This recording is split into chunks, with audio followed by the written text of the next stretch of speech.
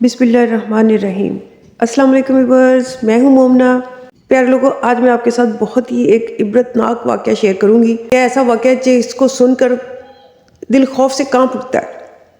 یہ ایک بالکل سچا واقعہ اور میری بہت ہی پیاری اور بڑی قریبی عزیزہ نے مجھے یہ واقعہ بتایا۔ یہ ان کی اپنی فیملی میں یہ ہوا۔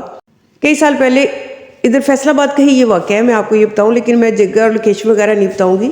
کئی سال پہلے یہاں پر ایک خاتون رہتی تھی جس کی 7 بیٹیاں تھیں۔ شوہر کی ڈیتھ ہو گئی تھی، بیٹا کوئی بھی نہیں تھا اور کوئی اتنا قریبی رشتہ دار بھی نہیں تھا جو ان کی حفاظت کر سکے۔ بیٹیاں تقریباً جوان تھیں، ایک گھر میں رہتی تھی جو تقریباً روڈ کے پاس ہی تھا گھر۔ سردیاں تو آسانی سے گزر جاتی تھی، گزر بسر کیسے ہوتا تھا یہ تو وہ خاتون ہی جانتی ہے بیچاری کہ کس طرح سے وہ بیچاری اپنی بچیوں کو پال رہی تھی۔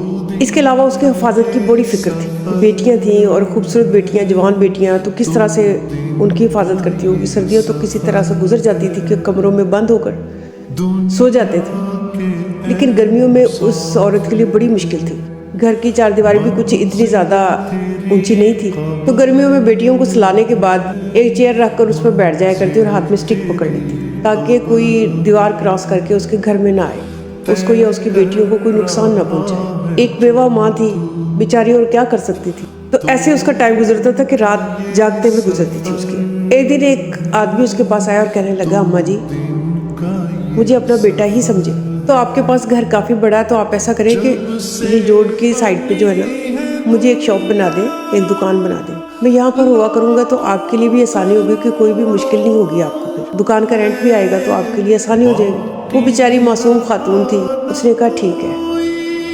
وہاں دکان میں وہ آدمی دکان چلانے لگا۔ کچھ ٹائم گزرا تو کہنے لگا کہ اماں جی میں دور سے آتا ہوں اور مجھے روزانہ آنے جانے میں کافی مشکل ہوتی ہے، آپ ایسا کریں کہ مجھے نا ایک پورشن بنا دیں، کمرہ بنا دیں، اور وہ تاکہ میں اپنی فیملی کے ساتھ یہیں پر رہنے لگ جاؤں تو آپ کے لیے زیادہ آسانی ہو جائے گی، رینٹ آئے گا، آپ کا خرچہ ہوتا جائے گا۔ خاتون کہنے لگی کہ یہ بھی ٹھیک ہے۔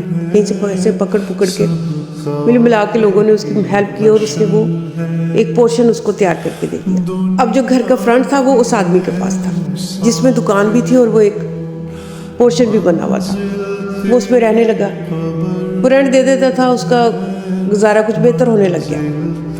کچھ ٹائم گزرا تو اس نے رینٹ دینا بند کر دیا۔ جب اس عورت نے تقاضا کیا کہ بھئی مجھے رینٹ کی ضرورت ہے کیونکہ میرے کمانے والا کوئی نہیں ہے، تو کہنے لگا کہ میرے تو اپنے حالات خراب ہیں، دکان سے کوئی اتنی آمدنی نہیں ہو رہی تو میں رینٹ نہیں دے سکتا۔ جب تھوڑا اور ٹائم گزرا تو عورت نے کہا کہ یہ اس طرح سے تو میرا گزارا نہیں ہو سکتا، مجھے تو رینٹ کی ضرورت ہے۔ تو کہنے لگا کس چیز کا رینٹ؟ یہ گھر تو میرا ہے، دکان بھی میری ہے، تو میں کس چیز کا رینٹ دوں؟ یہ تو میں نے آپ سے خرید لی۔ عورت کہنے لگی کہ کیوں جھوٹ بولتے ہو، میں نے تو یہ بیچی نہیں ہے۔ تو کہتا کہ نہیں، یہ تو میری ہے اور میں نے آپ کو کوئی رینٹ نہیں دینا۔ اس نے کسی طرح سے وہ مل ملا کے لوگوں کے ساتھ تو وہ اپنے نام کروا لی تھی۔ اب وہ بیچاری بوڑھی خاتون ان پڑھ تھی، وہ کیا کر سکتی تھی؟ لوگوں کے کہنے پہ اس نے کیس کر دیا۔ اس آدمی نے عدالت میں وہ کاغذات دکھا کے تو بتا دیا کہ یہ تو میرا گھر ہے، میں اس کو خرید چکا ہوں اس عورت سے، معاملہ ختم ہو گیا۔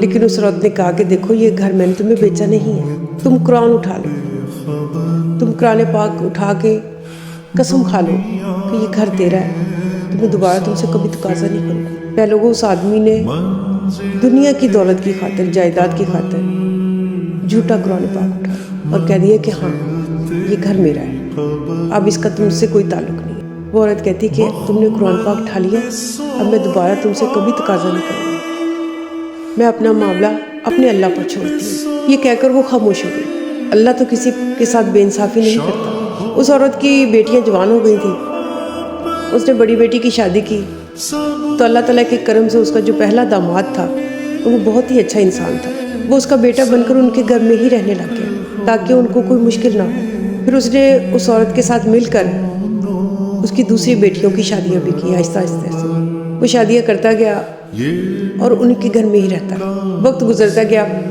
پھر اس آدمی کی ڈیتھ ہو گئی جس نے مکان پہ قبضہ کیا ہوا تھا۔ اس کی بیوی بچے بھی ساتھ ہی رہتے تھے۔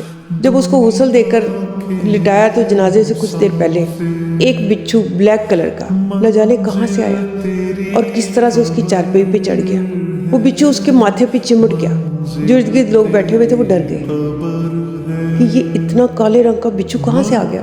انہوں نے سٹک سے اس کو اتارنے کی بڑی کوشش کی، مختلف چیزوں سے، कि वो बिच्छू उसके माथे से उतर जाए, लेकिन उसने इस तरह से उसको जकड़ लिया था कि वो बिल्कुल टस से मस नहीं हो रहा था। लोग बड़े खौफजदा हुए और जल्दी जल्दी फिर उसका जनाजा पढ़ा के उसको उसी तरह से दफन कर दिया, क्योंकि बिच्छू तो नहीं छोड़ रहा था उसको, और वो इतना बड़ा था कि उससे वो सब खौफजदा थे। पहले को कितनी इबरत की बात है कि दफन होने से पहले ही बिच्छू ने उसको पकड़ लिया था, तो कब्र में जाकर उसके साथ क्या हुआ होगा। उसके बीवी बच्चों ने वो सब कुछ देखा, कुछ देर परेशान हुए और उसके बाद वो सब भूल भाल गए। जिनके लिए उसने वो सब कुछ किया था, जायदाद पे कब्जा किया था, उन लोगों ने उसके लिए कुछ भी ना किया। पहले को जब हम इस तरह का कोई वाक़या सुनते हैं तो बड़ा खौफ आता है कि हम दुनिया की जायदाद या दौलत की खातिर अपना ईमान ख़त्म कर देते हैं, भूल जाते हैं कि हमें आखिरत में भी अपना मुँह लेकर जाना है।